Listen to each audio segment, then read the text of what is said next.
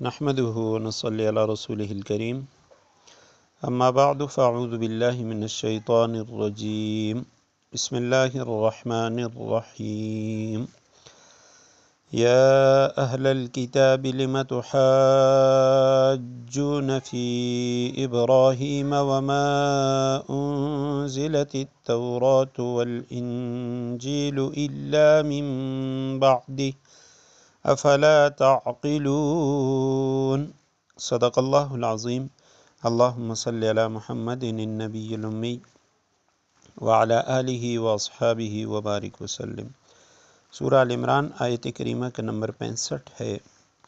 آیت کریمہ کا ترجمہ یہ ہے: یا اہل الکتاب، اے اہل کتاب، لم تحاجون فی ابراہیم، تم ابراہیم علیہ السلام کے بارے میں کیوں بحث کرتے ہو؟ وما انزلت التوراۃ والانجیل الا من بعدہ، حالانکہ تورات اور انجیل ان کے بعد ہی تو نازل ہوئی تھیں۔ افلا تعقلون، کیا تمہیں اتنی بھی سمجھ نہیں ہے؟ یا اہل الکتاب، یا حرف ندا ہے، پکارنے کے معنی میں آتے، جیسے ہم اردو میں کہتے ہیں اے فلاں۔ یا اہل الکتاب، اے کتاب والو، اہل کتاب یہود و نصارہ۔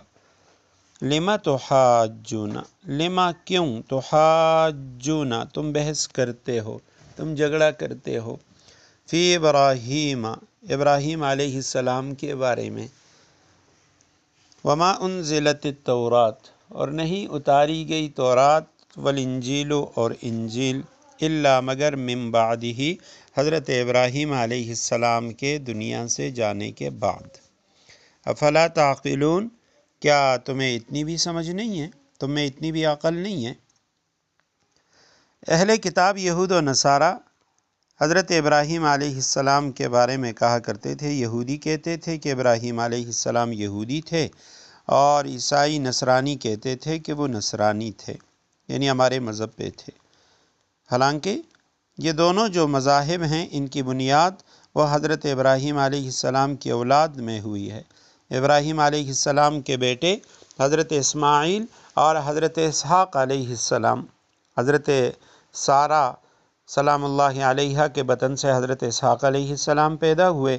اسحاق علیہ السلام کے بیٹے حضرت یعقوب علیہ السلام، اور یعقوب علیہ السلام کے 12 بیٹے تھے، انہی سے بنی اسرائیل کی یہ 12 شاخیں، 12 قبیلے بن گئے۔